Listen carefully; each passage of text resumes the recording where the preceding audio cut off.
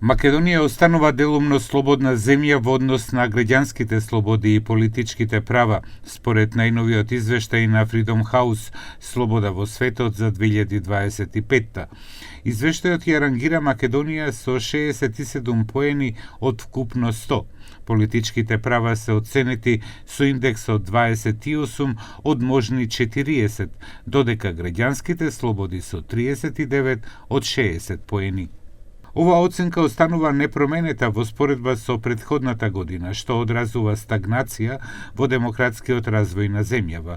Во извештајот се вели дека земјава продолжува да се бори со корупцијата, дека медиумите и граѓанското општество учествуваат во жив јавен дискурс, но новинарите и активистите се соочуваат со притисок и закани. Исто така се споменува дека политичкиот систем се карактеризира со нестабилни коалиции и постојани политички тензии, што влијае на функционирањето на институциите и демократските реформи. Така, со 67 поени, Македонија е рангирана во група земји кои се понапредни од послабите хибридни режими, но далеку од консолидирани демократии.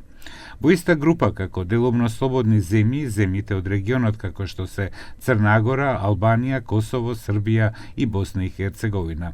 Генерално, извештајот заклучува дека сите 6 земји од Западен Балкан остануваат во демократска сива зона, со заеднички проблеми како што се корупција, политичко влијание врз институциите и слабости во владењето на правото.